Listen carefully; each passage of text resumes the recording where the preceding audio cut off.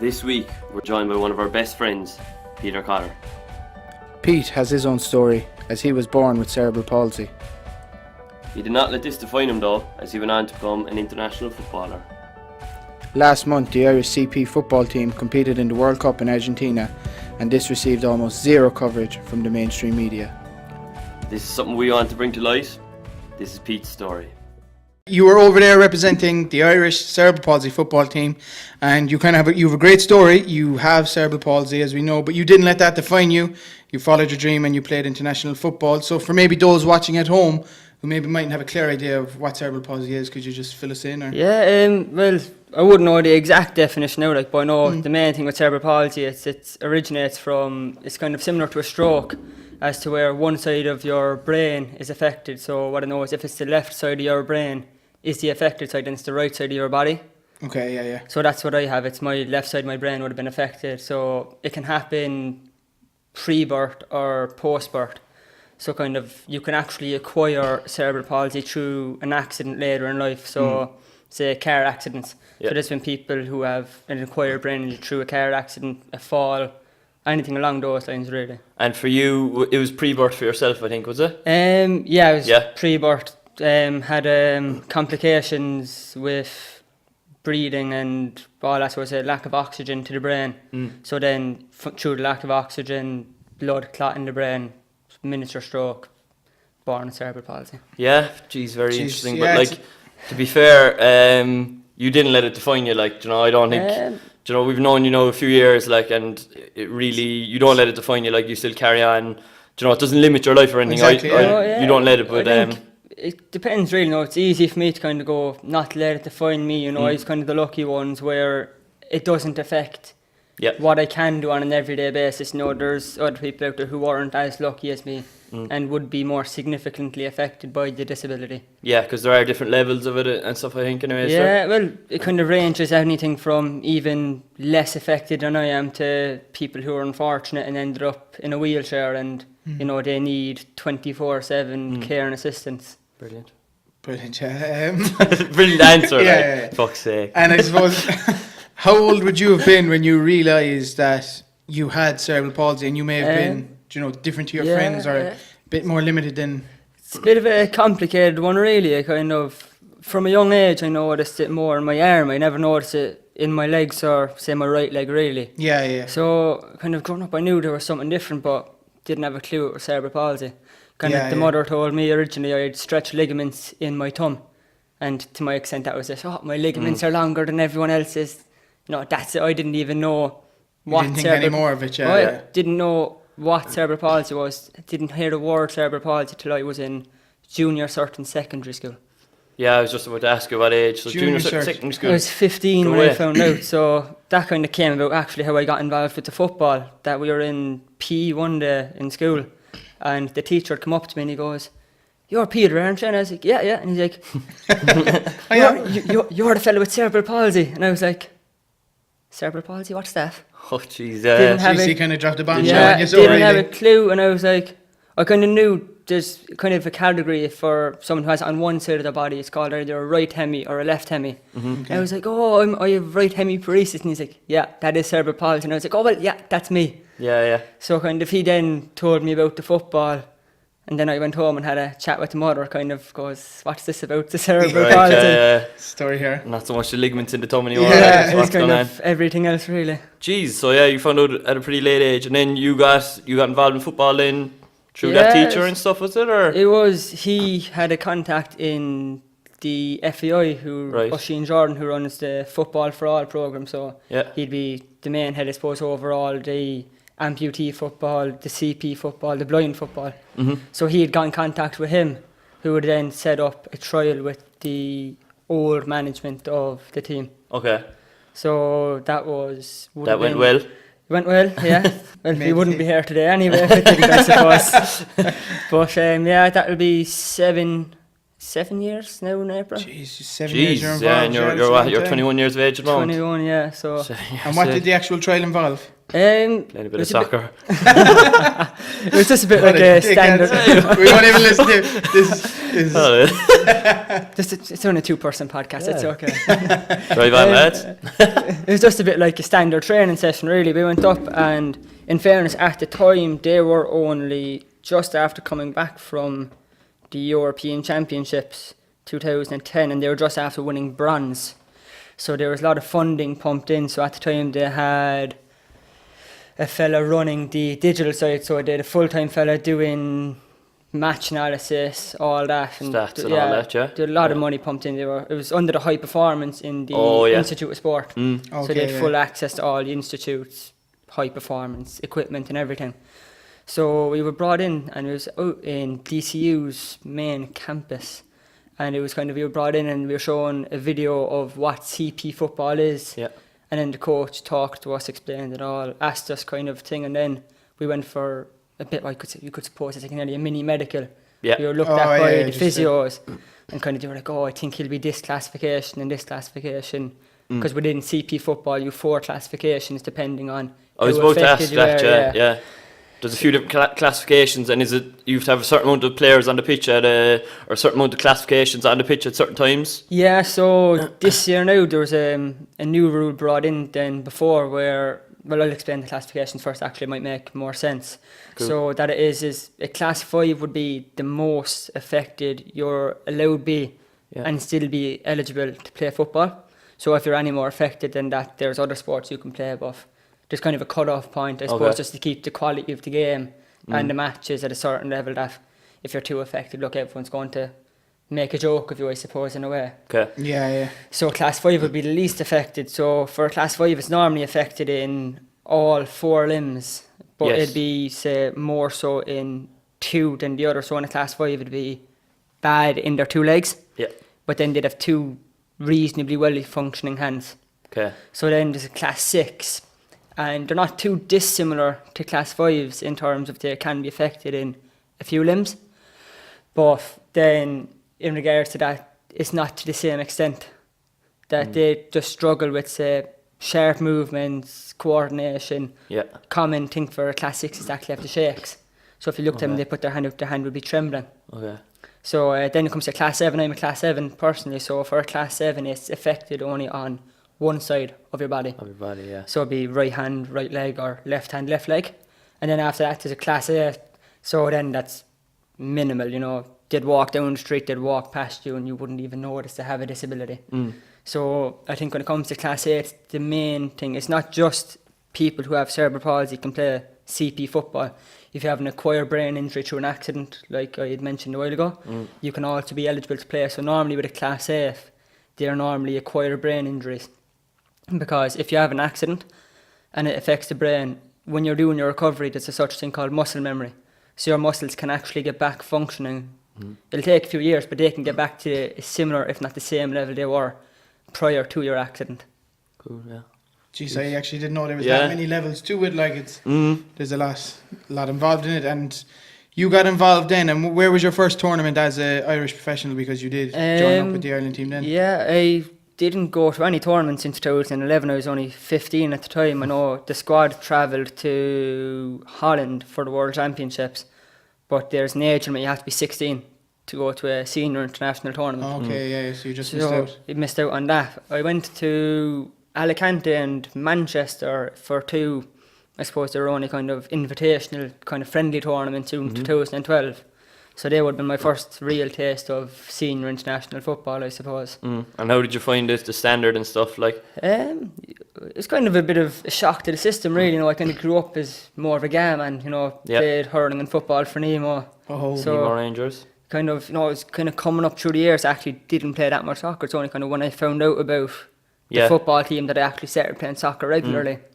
So kind of, I think there was that shock from that. And then, again, you know, the opposition we played in them tournaments weren't as high as you play in the full tournament. So, you know, I was kind of thinking, this isn't too bad, you know. And then 2013, which would have been my full senior international tournament in Barcelona, I think the first game I was unused sub now was Russia, world number 1s, trained professionally, and it's just kind of like, oh my God, you're chasing shadows for 60 minutes. Wow. It's just in awe. A real kind of baptism of fire there, like.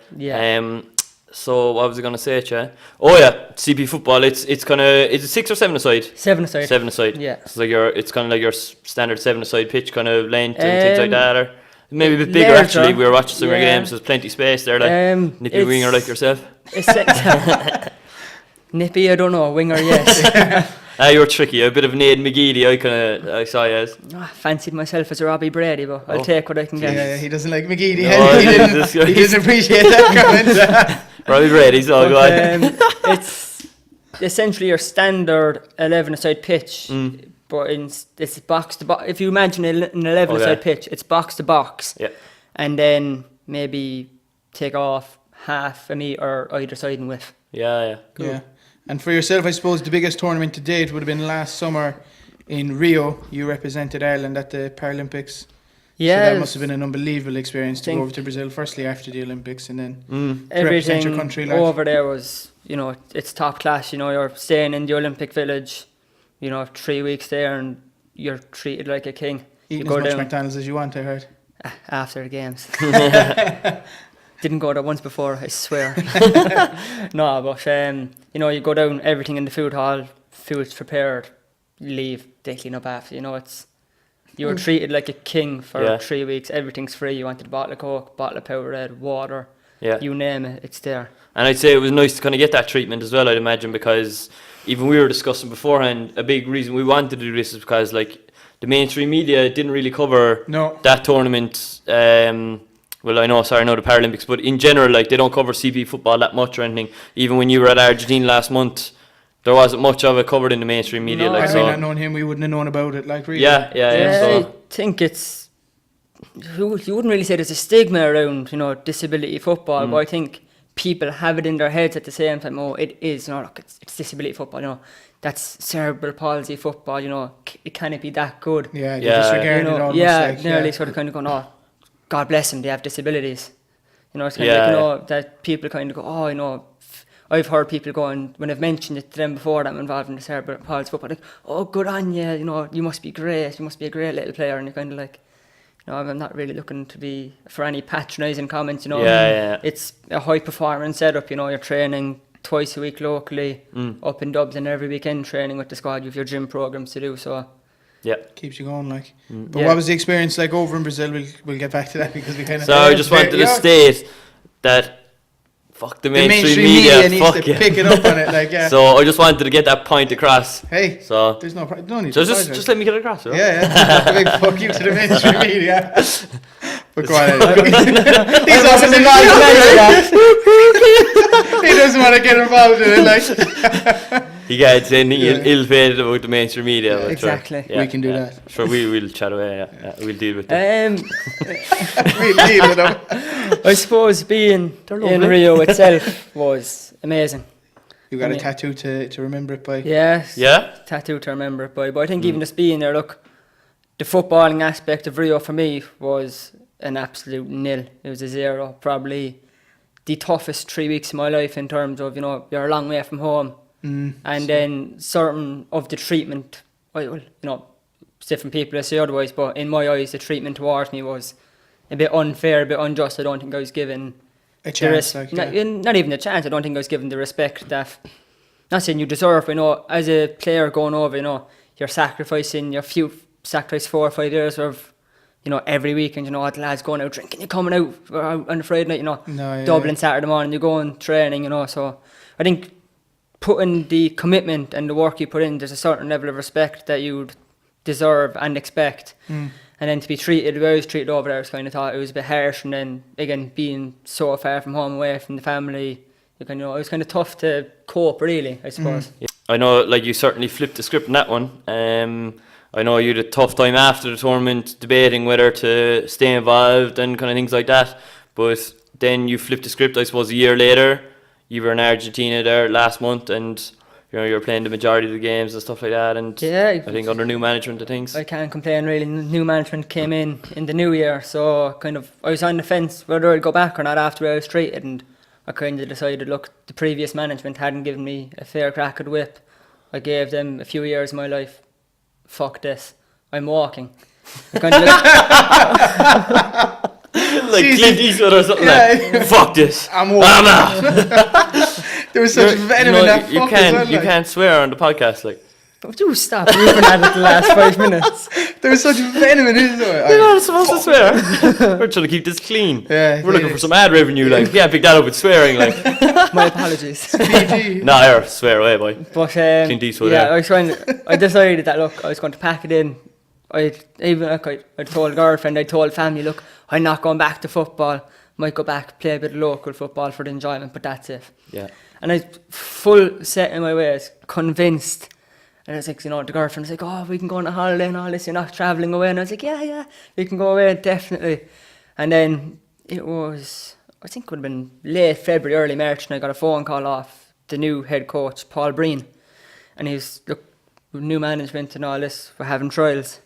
And he's like, we'd like you to come. And I was like, yeah, definitely, new management, I'll give it a try. And So did you have to retrial for the team? Not really. I just walked right out. I was getting onto it. What happened was the trials were supposed to be on a Saturday, and I was fully ready to go up, bag packed. And on the Friday night, it kind of just something went to my head, and I was like, no, I'm not going back. I was like, I can't. Like I said, I wasn't going back. Yeah. I think nearly a bit of anxiety, kind of like it's going to happen again. I was just nearly unwilling to put myself back out there, so I didn't show up. I just didn't go. Whoa, I didn't know that. I stayed at home.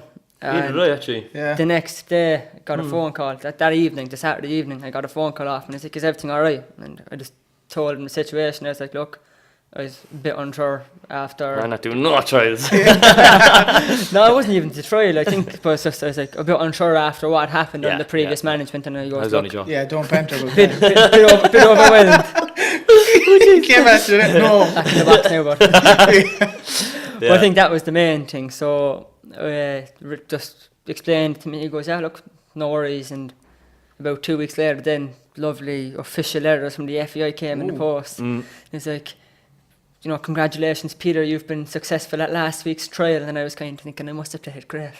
Do you know, I actually got official FAI letters in the post there about 3 weeks ago.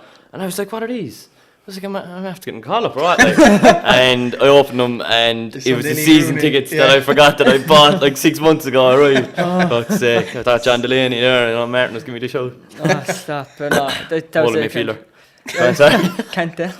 Hey, I thought you were Sunday League Rooney. You need to make up your mind. We were like, if Ireland come on. Sunday League Rooney with the hair, alright. He's biting there we back. go. Every podcast, keep it going, boys. I love it. Go on. He loves it. But yeah, I kind of, after that, I got back on training once a month, and I was like, once a month, I can still have a social life. Still 3 weekends a month. Still have a social life. Big semester in college, was able to focus on the college work without the football kind of affecting that too much. So went back training the once a month. Happy out, in fairness, enjoyed it under the new management. Played a few of the friendlies, getting game time, happy out. And kind of a few of what would have been the senior, a couple of the starting 7 left after Rio. Some just for career reasons. Yeah. I think 1 or 2 left just for career work reasons, and then one wanted to go travelling. And I think after that, everyone else didn't like the management the same as myself. Oh, lost a few players so through that. I hope the management are watching. Yeah. I hope they are watching. What's his name? Call him out! No. Call him out! No names. Jesus, Gavin. Yeah. Call him out! Go on anyway. So but there's a few walked before the tournament, and then there was a few actually dropped prior to the tournament under less than questionable circumstances. So they actually refused. Paul, the new manager, gave them a phone call as well. No, I think he apologised to 1 or 2 because they were actually treated for the previous management. For the previous management, for the way he apologised to them for the way they were treated, and kind of asked them to come back. And in fairness, most people kind of say, yeah, look, give you a it's chance. new management. You're not the one who shafted me. Why should I, let the crimes of previous managers hang over your head? Put that nicely, didn't he? Yeah, I love it. But so in fairness, a few came back. There was 1 or 2 decided not to come back, and look, all to their own. Look, we won't give out about him like that. No, look, I think it's international football. Look, you're being called up to play for your country. If your heart's not in it, then you're no good to be with the squad anyway. To be fair, yeah. And then you moving on from that, you went to Argentina last month. Yeah, so can you talk to us about that? Yeah, in experience? Argentina for 3 weeks. You're laughing at me, Pat. I can speak all I want. So we were there for 3 weeks now, so not too bad. Kind of travelling there was an absolute nightmare. Yeah, big How long did that take? Big journey. So there was, I had to travel to Dublin first because we were flying out of Dublin Airport. So that was he should fly from Cork. Hey, he's the Robbie Brady. We flew Dublin, Amsterdam, and in fairness, now there wasn't a layover in Amsterdam. It was literally straight one plane, run to the next plane kind of thing. Go away, so yeah. It was only, I think suppose it was you couldn't be happy enough to have that. So there was straight on to happy out. Yeah. But it was 13 hours, 50 minutes, I think to be exact. The flight from Amsterdam to Buenos Aires. Jeez, and you didn't pick up any local cuisine in Amsterdam or anything? Hey, he was going to a tournament, boy. None of that. On the way home. Home through Paris, unfortunately. But once we arrived in Buenos Aires, there's only one airport, and the airport in San Luis it's like a Farron 4 kind of job now, just a little shed. No offence to Kerry people. No offence. His girlfriend's from Kerry, he likes to slag him a bit. All right. Fact. But no, in fairness now. Give her a shout out there. No, she's alright. Hey, Mary Kate, how's it going? Will she be watching, Pete? I hope so. Now you want to say hello. Sorry, we could have crashed. Go on. Sorry, yeah. We landed in Buenos Aires, and there's only the one airport, and there's only one flight in and out of that airport from Buenos Aires every day. And you think there's 16 teams trying to get from Buenos Aires to the thing, so we were like, nah, we're not going to try and get the flights. We'll order a bus. Go away. 14 hours by bus. Jesus. And we had to actually take the back roads on the way there because the main roads were flooded, so it was more like 15 or 16 hours. 13-hour flight to then go on a 14 euro. 14 hour. 14 euro bus. Cheap enough. 14-hour bus. Yeah. And when did you fly out? Like what day? Would it have been? I'm just trying to add some hair in my head. I think it was. Where do you want the specifics? Like, where you landed? When was the first game after that? How many days did you have? Saturday or something, wasn't it? No, it was meant to be the third. It was meant to be on the Monday. Was the first game. I think the way it was is we left Dublin at 5 o'clock in the afternoon flight on a Tuesday, and we arrived into the hotel about 11 o'clock at night on the Thursday in San Luis. Jeez. And what's the time difference? 4 hours. They're 4 hours behind us. Oh, okay. I suppose you had a bit of time to rest, so I was just going to say, like, if you had a game on the... We trained Friday, Saturday, Sunday, and then the first game was supposed to be Monday, but it was rained out. There was storm-like weather. Well, that's what they say. It's more like an average day in Cork, really. There's a bit of rain. That's true, yeah. So I think there was 2 or 3 small puddles on the pitch, so they cancelled. Go away. The first round of games. And tell us how the group went. Well, we know how it went, but tell everybody how it went. First game was Canada. In the end, it was supposed to be Spain on the Monday, but that got pushed back, so we played Canada in the first game on the Wednesday. So we drew 3-3 in that, winning 3-2 up until the 68th minute when we conceded the penalty. Went to mood in the camp was low after that, really. You had a bit of a shout for a pen anyway, or you went down anyway. Yeah, it was a bit of a dive, I think, was it? Just contact, got across the man and you stuck the leg out. He definitely wasn't Robbie Brady, it was more like Ashley Young or Dele Alli or someone, I'd say. He kind of jumped over him a bit, like, you've admitted to it. watching on the YouTube I live fancy stream myself as a Luis Suarez in that one now. Oh. So that game finished what? 3-3 in the end, yeah. So the point. Look, the point, exactly. But next game after that, Brazil. So they're highly ranked, aren't they? They're well up there. They were professional up until this year. They had serious funding for the Paralympics, obviously, it being in Brazil, and they were the host nation. They were pumped serious money in. So we played them. They were world number 3. They won the bronze medal in Rio. Yeah.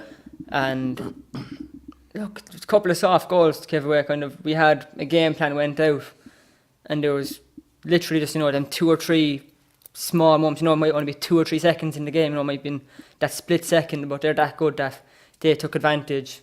I think they were 4-0 up at half time. Yeah.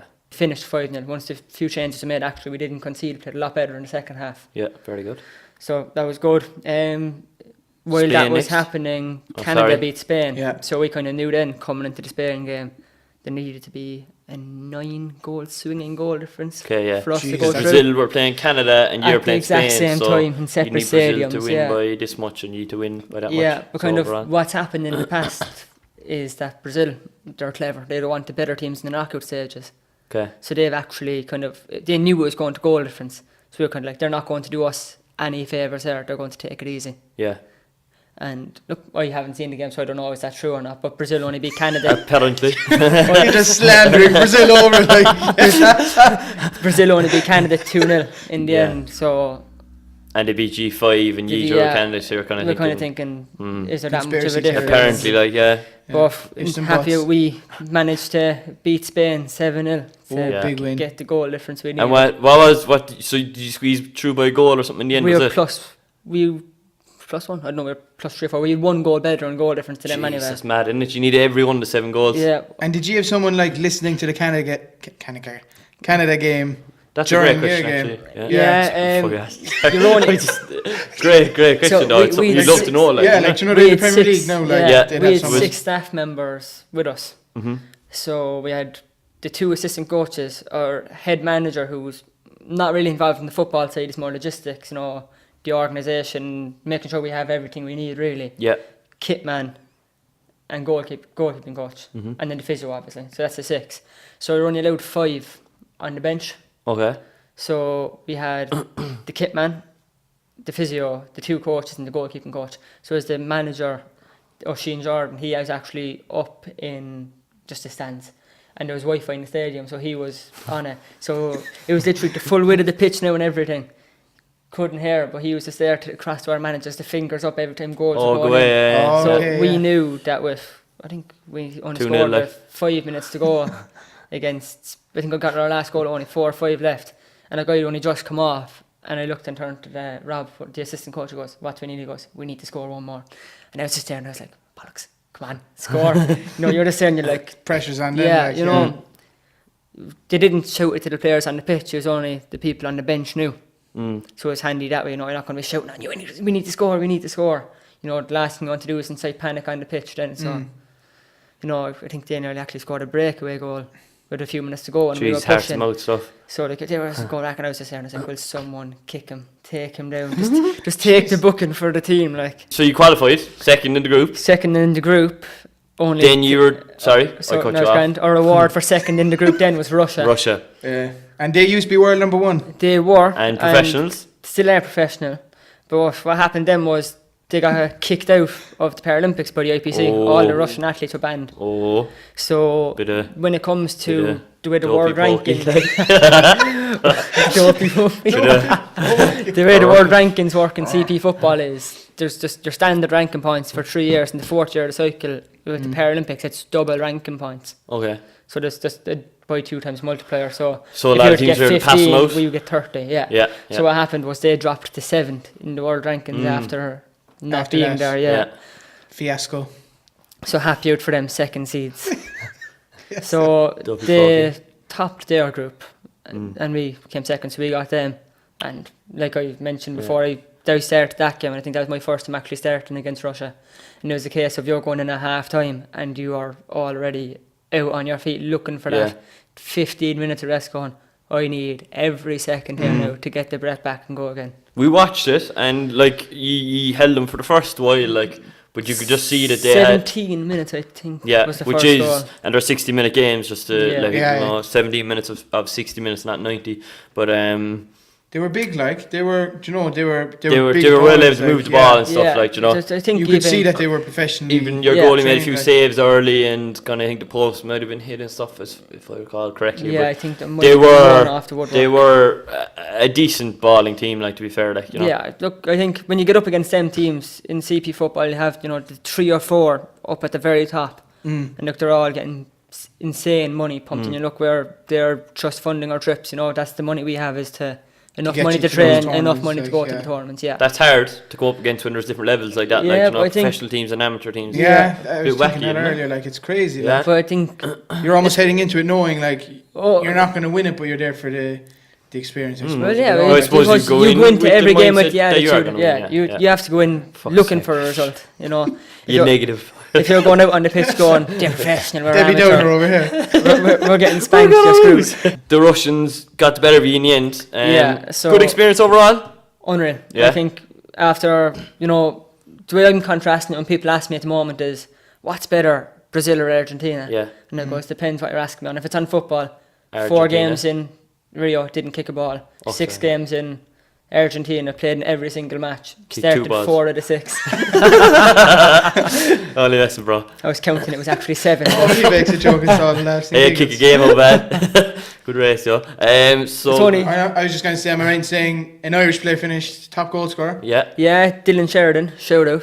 He scored an absolute worldly. Was it against Holland? Holland, yeah. He scored a few worldies for you. Did Yeah, he he score? On the Oh, he's FEI on fire. Facebook page, Yeah, if he anyone's was- looking And for the them, YouTube yeah. channel, FAI TV. Shout out. Check it out. So They're the only think- media I saw cover it. yeah, I think Joe, then, Frankly Nuts YouTube channel covering it. I think probably one of the best strikers in CP Yeah. football. Oh, he was elite. He I was saw he was unbelievable, yeah. he was making Maradona type runs Yeah, and he slotting the ball. makes people look silly. He's got a and I serious think left peg, and I'm like, training against him is a nightmare. You go Yeah. up in training and you're like, the only way to stop him is kick him. Yeah. And what did he finish with? How many He goals? finished with, it's debatable if it's 9 or 10. yeah, 'cause he got a couple of hat He tricks. scored 9 definitely, Yeah, but There's one the deflection official you think, tournament has awarded Aaron's long distance goal against Canada as Dylan's. that's what I saw as well. That's Yeah. why I said I thought it was a header. It hit a just to no, clarify. it hit the back of a Canadian. It Oh, didn't is touch it? Dylan or Aaron. So you're not going with Darren either. I'll give it to Aaron because Power it was counts. on target. Power, It was on target. okay. Yeah, And okay. But I think power either counts. way, I think the fellow with second most goals in the tournament was an Iranian fellow with 8 anyway. So Okay. either way, top goal He was scorer was gonna his top and it. deserved as well. What did he get in Brazil? Was it around the same as he? He only got 2, maybe 3 goals in Brazil. But Davy like, I think, Downer, There's some difference there. Like, Well, I go think- to the no, tournament I think he and was get 9. Like yeah. that's. To be he fair, was the same you're as right. me though. I Retract think that statement. he wasn't I retract. he wasn't given much game time in Brazil. I think he was left short on game time, similar to a few other players. You were the saltiest Yeah. man. Not. He's We referring have to a himself. nickname. We have a nickname for Pete, Salty Pete. So I think he's shown it. He's shown it Something today away, in yeah. some bits of it. So great experience overall anyway. Unbelievable. I suppose looking back on your whole journey, who would have been big influences for you, do you think, in your life really? It's a tough one, really. You know, kind of people always ask that question. Oh, who's your idol or who's your biggest influence? Yeah. I wouldn't say sporting wise I have any, massive idols. Look up to my old man. In fairness, I think he's always taught me, the correct way to behave in certain situations. Always be polite. Just basic, everyday things like that. Love it. That's like Kev asked me if episodes ago. Yes. Who's your idol or something? Now he's gonna say Joe Rogan. He's like, aside from your parents. I was like, I didn't even think of my parents. Yeah, love it. I think footballing wise, there's Gary Messa. He's the current captain of our squad. Probably Very one decent of baller. the most consistent players in world football for the last 10 years. And apart from that, it was our previous captain, Luke Evans, an absolute beast of an individual. Now, you see this fella, the amount of work he put in, legs like tree trunks. I mean, he was just he's a machine, and a serious footballer, proper leader. Love it. So I think love it. they'd be the main 2 footballing ones. Just very good, very good. Yeah, and you even gave your father a shout out there. Well done. Joe doesn't really usually do that, but we'll move on from that. Ready to go redress that. Have you any more questions for this kid, Kev? I do. I suppose you have this journey now. You've finished with Ireland. What's coming up next? What's the next tournament for you? So the next tournament for us is the European Championships next summer in the Netherlands. Oh, So Back to Holland. back Yeah. to Holland, Back to Amsterdam. we take back a to trip. Utrecht. We won't touch on that. We'll save that for another day. We have a big Utrecht story, the 3 of us, but I think we'll save it. We'll Keep save- it under Involves wraps. cake. Yeah, that could take a while to explain. Yeah, that's a full podcast. 2 podcasts. There's So 2 you're parts going to over that. there for the European Championships. So it's European, Yeah. so it's another 2 weeks off now. So back training in 3 weeks. Knuckle down and we'll take it from there. Head down again, love it. And how would you fancy your chances going in? I suppose it's Uh, European Championships, you don't have teams like Brazil and There's things. no Brazil and Iran But who'd be you're the probably other still- 2 main. So Yeah. realistically, we'll be looking for a medal. Cool. Look, Love be it. if whatever colour it is, but I think the Gold. 4 main contenders are Ukraine, Russia, ourselves, and England. So Every chance, so. we'll be going there with the goal to come back with a medal around our necks. Love it, bud. We'll be there in Dublin We'll be Airport, I supporting suppose. anyway, yeah. Yeah. And would there be trials now before that again, just to see if there's new talent or new players? to get? Trials, I'm not sure, but they will definitely. But you're not worried about them? He doesn't show up anyway. They'll try and definitely push cerebral palsy football. So even if there's anyone watching out there who have cerebral palsy and to play a bit of football, or even if they just think they might be any good, hit up Oisin Jordan Football for All FAI and get in touch. You know, or I'm sure they can message you as well if message me definitely at Cotter. Peter Cotter 2 on Twitter. Peter Cotter 2. Peter Cotter 2. I'm sure it's Peter Cotter 129. Is there a 9 at the end? That's Instagram. Oh, sorry, Twitter. Yeah, sorry. Oh, so it is, Peter Cotter 2 on Twitter. If anyone wants to DM me.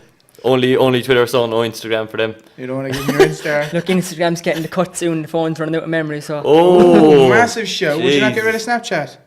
I have a streak with the girlfriend, you know. Oh, how long? 340, I think. What about you? I can't wait to get to 3. Likewise. Once you get to 365, I'm cutting it. That's it. Oh, jeez. Mary Kay. Yes, heads up. Sorry about that there, Mary Kay. We'll move on swiftly. Yeah, so I don't know, is there any other questions you have for Pete? No? We've chatted for quite a while there now. I suppose not really. Like, we've kind of covered everything, and like, I just want to say fair play to you. Like, you didn't. Yeah, Jesus. Yeah. So you didn't let anything define you. Like, you followed your dreams and you've represented your country, and it's more than you've done more than us in our lives. Like. Well, we follow our dreams here with the podcast, you know, and definitely putting ourselves out there. But I just want to say fair play for speaking on cerebral palsy so candidly. Because, absolutely, I'll second. You know, I'd imagine it's probably tough to talk about it, but fair play to you, and you're a fucking credit yourself. Thank you. And we love you, bro. Cheers, bud. And before you go, Pete. He was asking this earlier. Do I get a piece of glass now? Like, of course you get a piece of glass, brother. Like the there rest you of go. You can put that up on the mantelpiece with goes all up your next Irish to the other caps. ones. Up next to the caps, Up next to the cap. Cheers, bud. Thank you. Hey, don't have to do that, brother. Cheers, thanks for coming on, bro. So, guys, like, share, subscribe. Yeah, subscribe, please. That's a big one. Is a Gmail account. Subscribe. Log in your Gmail onto YouTube, Franklin Nuts channel. Subscribe. Just if you could do one thing for us, it's just subscribe. We need you. You need us. You know, it's a mutually beneficial. We're not desperate anyway. Subscribe. I was wondering. He was waiting to angle for something like. But yeah, thanks for watching, guys, and we will see you next week. See you next week, guys. Take it easy. Take it handy.